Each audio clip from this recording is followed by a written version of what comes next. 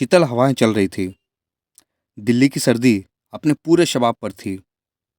कनक अपनी कॉफी का मग थामे खिड़की से बाहर झांक रही थी। उसकी नजरें तो बाहर थी, लेकिन दिल दिल कहीं और था, किसी और के पास। आरव, उसने धीमे से नाम लिया। 3 साल हो गए थे उस दिन को, जब पहली बार कनक और आरव की मुलाकात हुई थी। लाइब्रेरी की शांत फिजा में वो दोनों एक ही किताब तक पहुंच गए थे, the fault in our stars. एक ही किताब को लेकर दोनों की आंखें मिली थी, और जैसे वक्त वहीं ठहर सा गया था। तुम ले लो, आरव ने मुस्कुराकर कहा था। नहीं नहीं, आप पहले आए हैं, कनक ने जवाब दिया। तो फिर आधी आधी पढ़ लेते हैं, आरव ने मजाक में कहा था। लेकिन उस मजाक ने दोनों के बीच दोस्ती की एक नींव रख दी थी।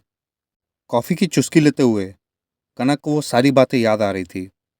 लाइब्रेरी के बाद वाली वो पहली कॉफ़ी, बारिश में भीगना, इंडिया गेट पर देर रात तक बात करना, और वह पहली बार जब आरव ने उसका हाथ थामा था। फिर वक्त बदला। आरव को मुंबई में नौकरी मिल गई, और कनक ने दिल्ली में ही अपने करियर को चुना। प्यार था, लेकिन ज़िंदगी के रास्ते अलग अलग थे। लॉन्ग डिस्टेंस कभी आसान नहीं होता, आरव ने एक रात कहा था। लेकिन प्यार तो है, कनक ने तर्क दिया। आरव चुप रहा, और फिर धीरे धीरे बातें कम होती गई। कॉल्स के बीच लंबी खामोशियां आने लगी। एक दिन आरव ने कहा, शायद हमें थोड़ा और वक्त चाहिए। कनक ने ना रोका, ना कुछ कहा, बस मुस्कुरा दी, जैसे वो हमेशा करती थी। आज 3 साल बाद वही आरव कनक के सामने खड़ा था, उसी लाइब्रेरी में, उसी किताब के साथ। क्या ये किताब अभी भी तुम्हारी फेवरेट है? आरव ने पूछा।